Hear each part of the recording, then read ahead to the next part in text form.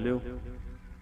राक्षसों ने हमला बोल दिया, क्योंकि देवता स्वर्ग में रहते सुख ऐश्वर्य के मद में आकर के भगवान को याद नहीं किया। जब ज्यादा सुख मिलता है ना तो फिर भगवान को भूल जाते हैं, धर्म को भूल जाते हैं। ज्यादा सुख जीव का दुश्मन बन जाता है। ज्यादा सुख आने पर व्यक्ति की बुद्धि बिगड़ जाती है। फिर वो कुछ भी बोलेगा, कुछ भी खाएगा, कुछ भी पिएगा, जो मन में आएगा करेगा, क्योंकि गर्मी है उसको कौन से डरे फिर। तब स्वर्ग में देवताओं ने भक्ति साधना सत्कर्म किया नहीं तो राक्षसों ने हमला बोल दिया। अब स्वर्ग से देवता भागे, बात तो बिगड़ गई। ब्रह्मा जी के पास गए, भाई कोई उपाय हो तो बताओ, हम भटक रहे, भाग रहे, इधर उधर कहीं जगह नहीं मिली।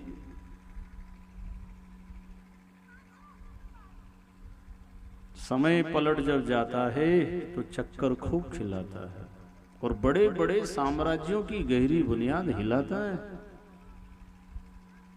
ये समय है, अभी हम मनुष्य शरीर में हैं, जीवित अवस्था में हैं, कथा में बैठे हैं, सुन रहे हैं, और फिर भी अगर हम अपने जीवन में परिवर्तन नहीं लाते हैं तो बात ठीक नहीं है।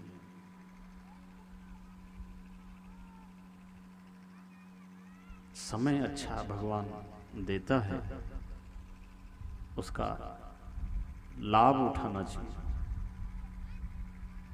अब देवताओं के जीवन में जब ऐसी विपत्ति आ गई, संकट की घड़ी आ गई, तो विचार करो, आप हम सबके जीवन में नहीं आएगी। ये कथा इतिहास, ये पुराणों में जो कथाएं हैं हमें इसलिए सुनाई जाती है कि जब स्वर्ग में भी ये घटना घट गई है, उसका कारण कि स्वर्ग मृत्यु पाताल में पूर्ण सुख है नाही, सुख साहिब के भजन में और संतों के माही। भगवान के भक्ति साधना से सुख शांति मिलती है। धन वैभव प्रॉपर्टी संपदा से स्थायी सुख नहीं है, क्षणिक सुख मिलता है। स्थायी सुख अगर चाहिए तो परमपिता परमात्मा की सच्ची भक्ति साधना करेंगे तो मिलेंगे। जब स्वर्ग का सुख भी क्षणिक है, ये तो गीता में ही लिखा है, क्षीणे पुण्य मर्त लोके विशंति।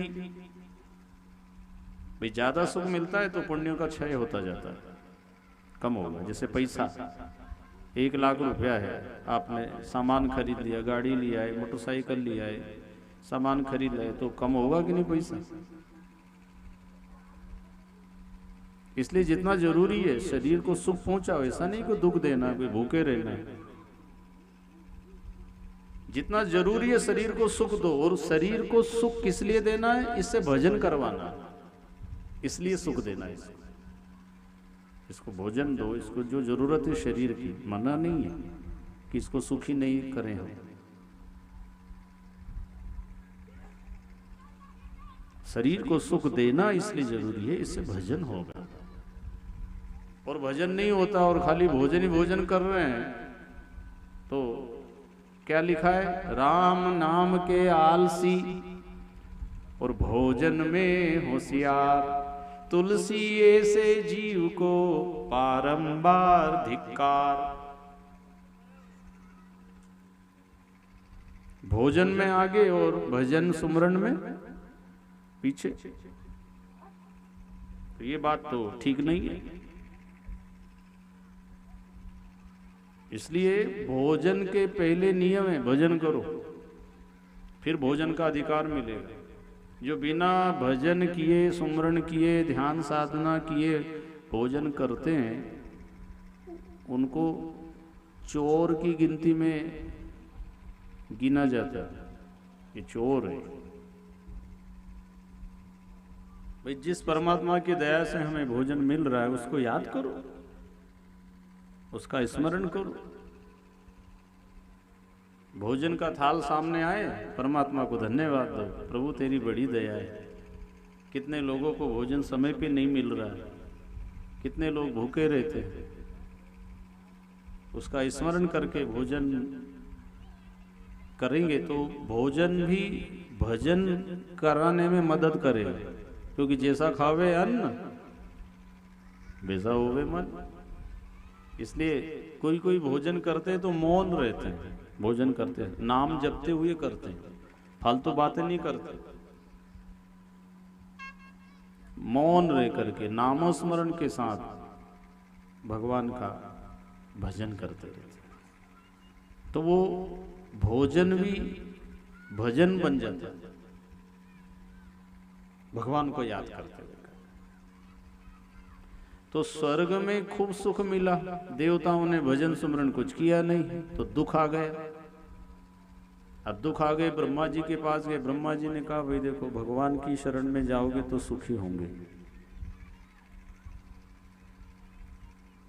इसके अलावा तुम जब स्वर्ग में सुखी नहीं रहे, वहां से दुखी होके आ गए, तो अब और कहाँ जगह बची। अब भगवान की शरण में जाओ। तो सारे देवता बड़े भाव विभोर होके प्रार्थना कर रहे हैं भगवान से, बड़े करुणा में आकर के। और जब भगवान जी ने एक बार में नहीं सुनी, 2 बार में नहीं सुनी, 3 बार में नहीं सुनी, तो देवता उदास हो गए। भगवान जल्दी क्यों नहीं सुनते पता है? सुख में सुमरण किया नहीं और दुख में करता याद, तो कहे कबीरता दास की कौन सुने फरियाद। कौन सुने फिर इन्हें?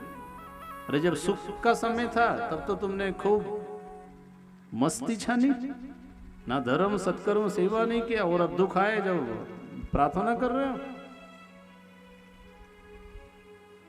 इसलिए ज्यादा सुख मिला तो ज्यादा भजन करो। इसलिए प्रार्थना किए देवताओं ने, फिर क्या